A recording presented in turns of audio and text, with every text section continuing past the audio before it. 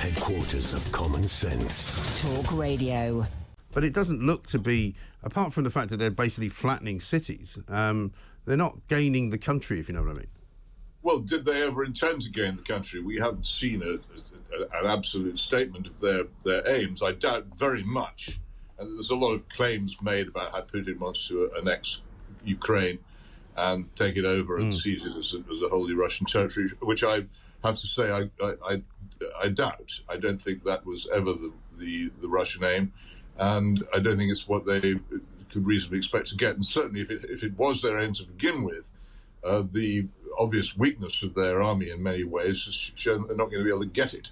One of the, as I've said before, one of the key things we've learned from this is that the Russian army is in fact a second-rate army, not a first-rate army, not particularly big.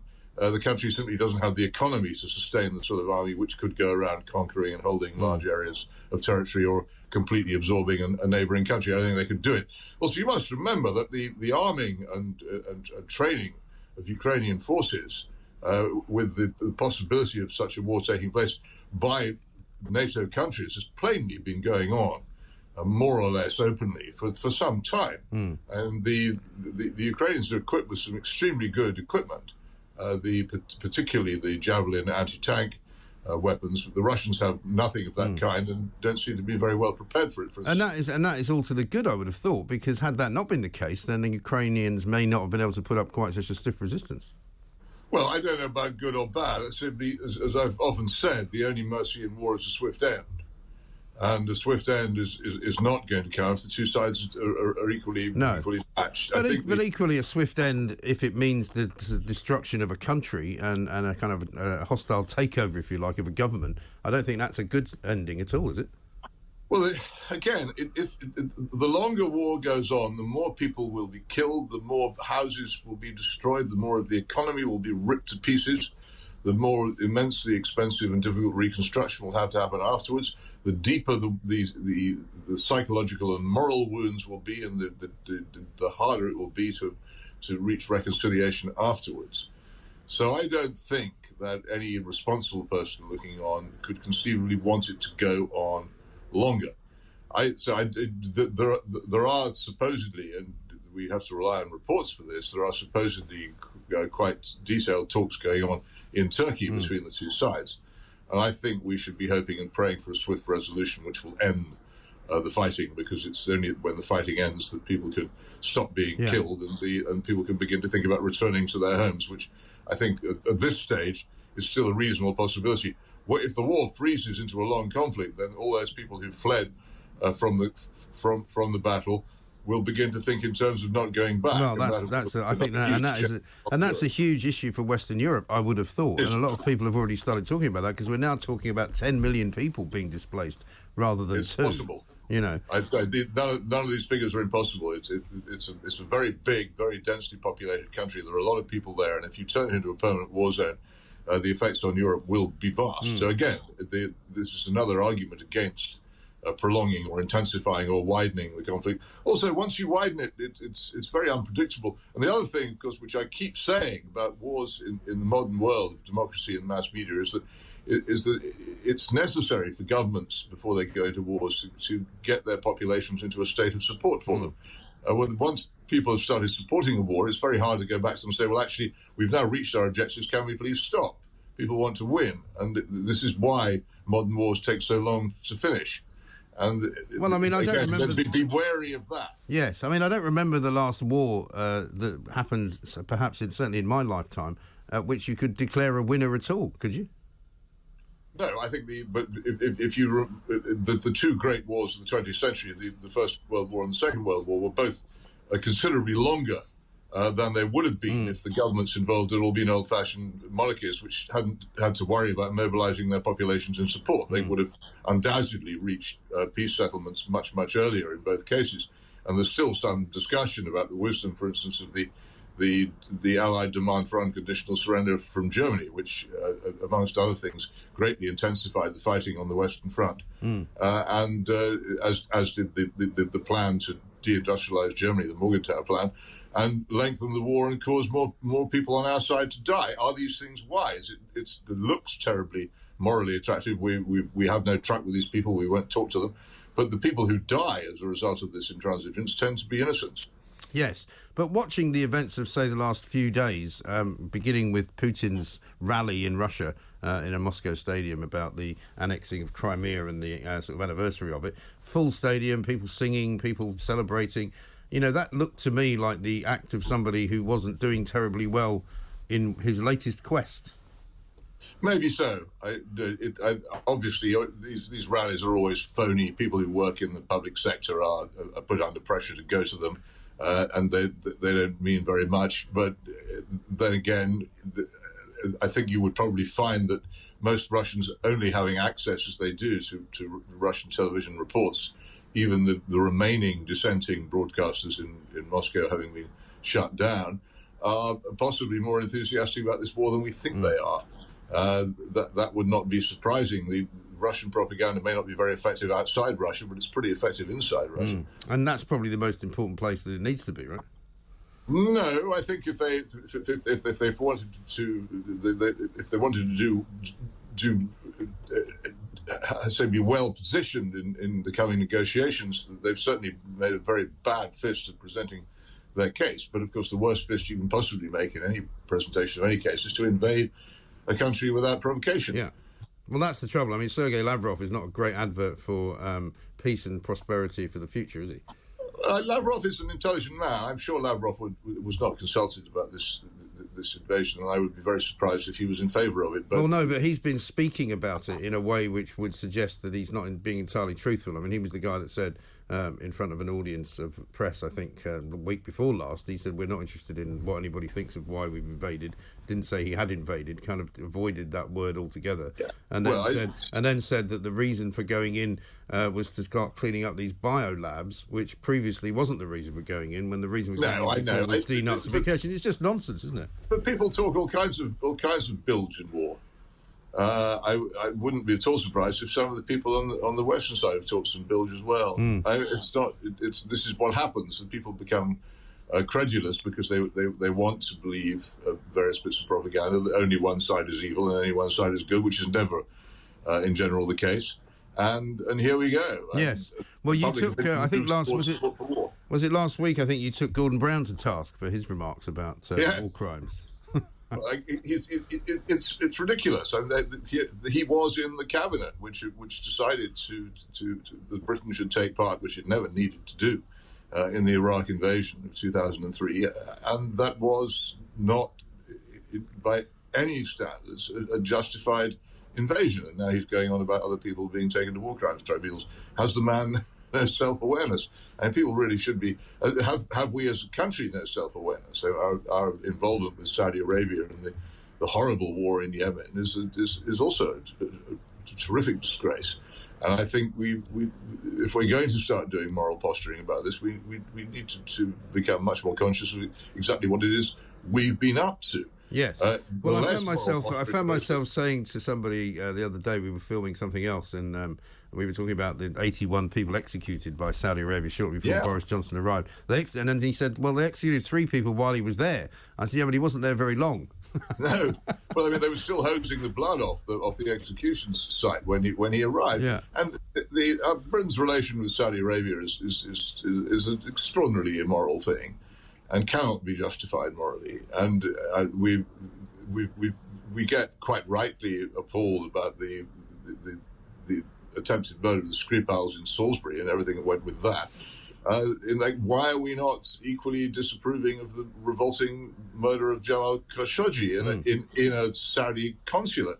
Undoubtedly the work of the Saudi state. We continue to have perfectly friendly dealings with them. If our objections to these people are actually on the grounds of morality, then we're totally inconsistent. And we support the horrible military dictatorship in Egypt, which rests on street massacres of hundreds of its opponents, and is undoubtedly founded also on a military putsch. But we don't.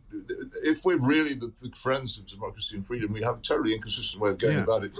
And the less of this moral shouting there is, it seems to me, the quicker we'll get to the point where we manage to obtain some sort of peace in which, as I say, people can go home, civilians can stop having to fear being killed or having their homes demolished, and peace can return, and some sort of deal can be done to avoid this stupid thing ever happening again. I would have thought that would be the objective of any civilized person. Let's not You would allow think, ourselves to but get the involved in difficulty causing with war. but the difficulty, I guess, with all of that, Peter, is that people tend to invade other countries. They do tend to want to do that, whether we like it or not. The question is whether we do anything about it. Now, we could say, well, we shouldn't bother.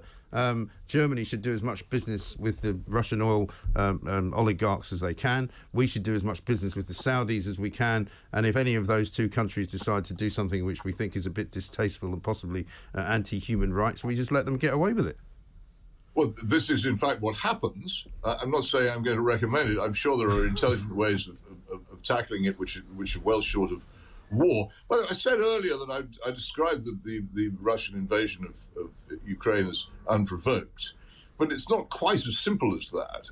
Ever since the overthrow of Ferdinand Marcos, which I'm pretty certain was at the instigation of the United States.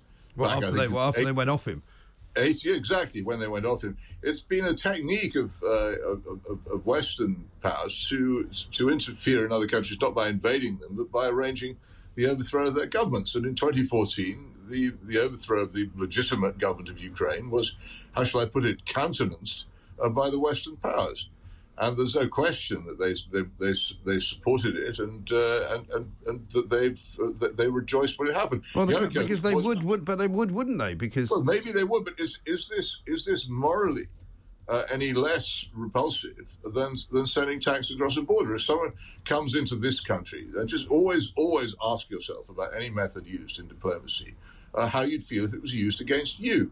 If the Chinese took against the government of this country, which had been fairly elected, and supported mobs in London, which ultimately overthrew it by violent threats, and replaced it with a more pro-Chinese government, you'd be pretty cheesed off, and so would I.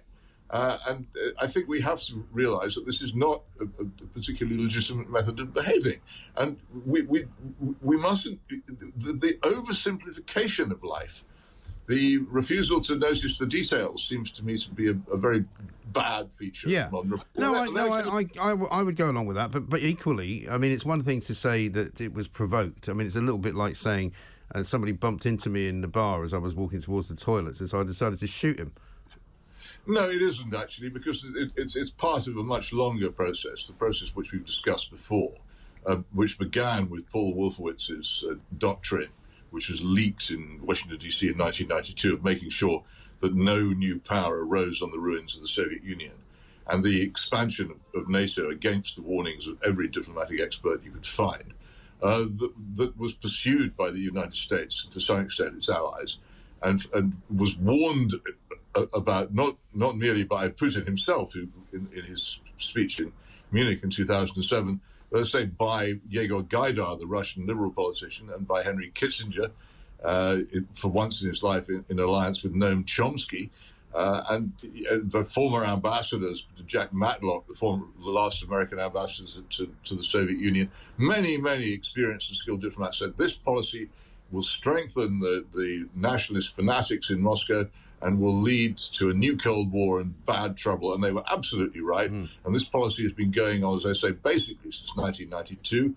and it's finally reached its apogee now. So you can't just say it's a wholly one-sided thing. No, I'm not saying that. I'm just saying it's all very well to say it was provoked in some way, but response to provocation, perhaps at the moment anyway, is out of all proportion to what the provocation was. You mustn't assume that when I say that this thing is explicable, that I mean that it's justifiable. I'm as against the invasion as anybody, and in some ways more so. To me, it's the most colossal tragedy, because I had invested a great deal of hope that Russia might one day rejoin the civilized nations, and now I'm pretty sure that will never happen as a result of Putin's disastrous and stupid decision.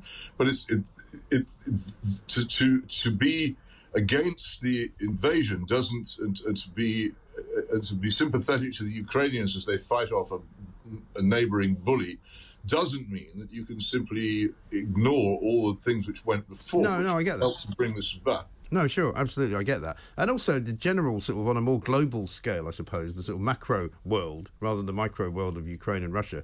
you know, the West has been remarkably useless at reading the room, if you like, you know, just understanding what's going on around it. You know, that everybody was happy that net zero was a great place to go, and it wasn't a great idea to sort of, you know, take down the Berlin Wall and give everybody an iPhone, and wasn't it brilliant for the Arab Spring to happen? All of which has kind of all now collapsed in on itself. Well, it has, but this is an interesting thing. You find very strange alliances of people now. People who think of themselves conservative patriots lining up on this business with governments which are still fundamentally committed to the policies of Greta Thunberg, and the sexual revolution, which they disagree with. It's all very confusing to try and work out what one is supporting, into what company one gets when one supports anything. This is why I've found it increasingly impossible to support anything in my life at all. Generally, the simplest thing to do is to oppose it.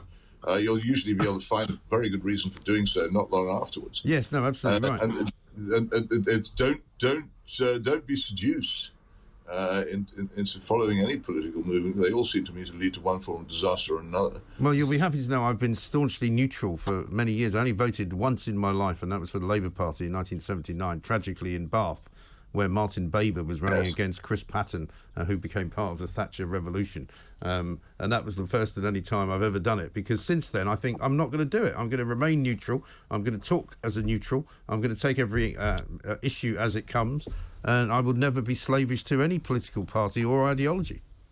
No, well, that's very wise, but it's these days it's not the political parties all being more or less the same. We tend to show our allegiances in other ways, don't we? Simply particularly if we have any kind of public platform, then we can simply say, as you and I can, what we think, and people can hear it and may or may not be influenced by it, or may just be angered by it. But the parties themselves have actually become less useful to people who want to express a political view because they're so similar to each other. Yes, absolutely. Let's go back to COVID just to finish up. The chaotic COVID death toll, brilliantly reported, as you said, in the Mail on Sunday, but also today, and I wonder what you think about this, piece on the front page of the Telegraph saying that the COVID inquiry, which will begin at some point, presumably later this year, has basically said it's not going to look at the effect that any of the lockdowns had on children, which seems bonkers to me. Well, it is absurd.